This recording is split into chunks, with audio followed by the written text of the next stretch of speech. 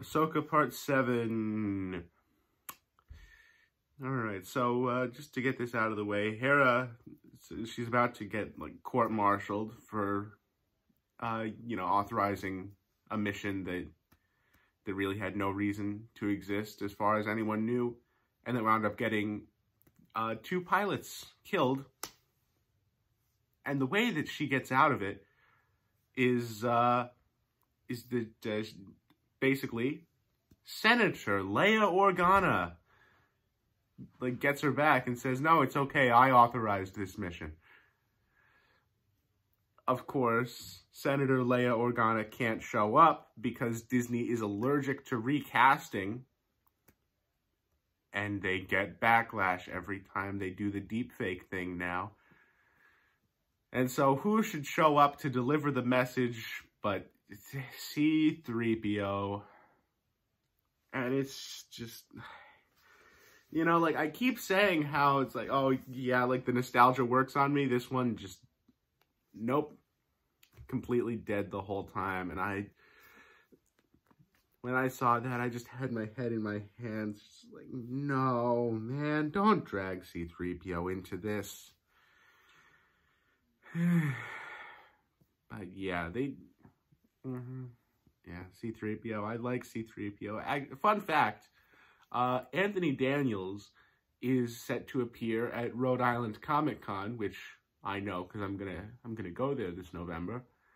And like most of the other attendees have like some things, like a handful of things that they've appeared in that are notable. It's like Ming-Na Wen. She was in, like, Star Wars and Pocahontas and Agents of S.H.I.E.L.D. And Anthony Daniels, his list of notable things is just Star Wars. So, like, it's no wonder he keeps showing up. This is about all his career really is. But, yeah. Yeah. So, anyway, back to the actual plot of the episode.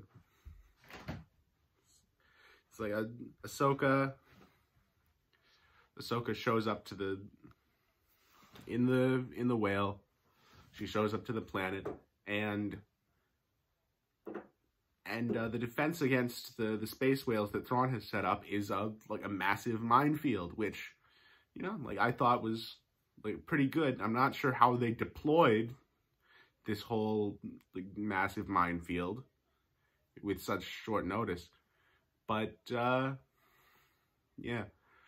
And so they, after Ahsoka gets out of the minefield, they deploy fighters, chase her into the debris field, and then they just leave her alone. And this has been a staple of Thrawn, like, since Rebels. It's like you get your enemies into a tactically weaker position where you could easily wipe them out, and then you just don't because you're being tactical or whatever. And Thrawn keeps doing this throughout the episode. Like, eventually, Ahsoka meets up with Ezra and Sabine, and like, they send a couple of gunships with some troops on them, and Ezra and his little pod of nomads have created a defensive circle position. And instead of just, like, using the gunships to fire on their defensive position, like, completely throw the whole thing into disarray and then drop in and wipe these people out with sheer numbers, they just drop in at a disadvantage for some reason.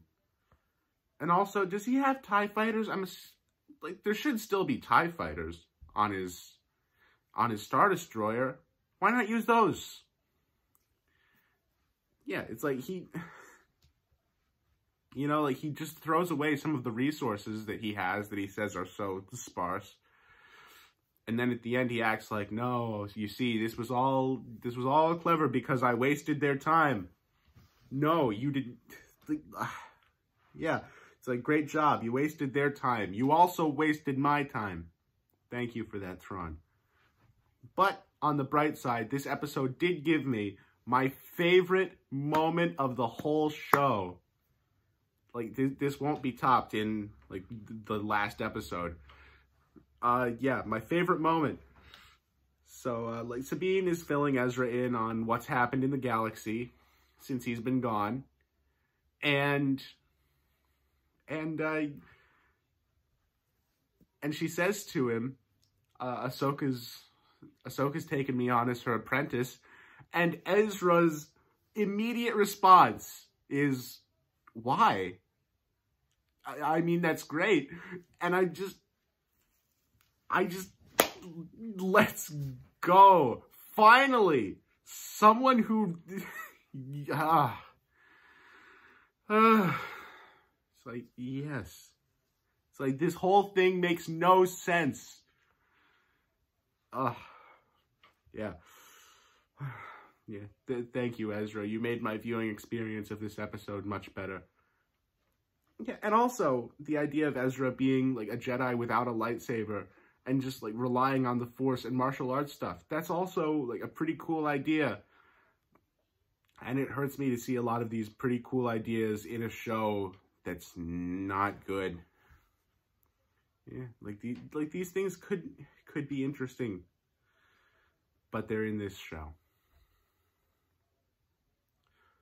One more episode, and then it's done. I'll see you later.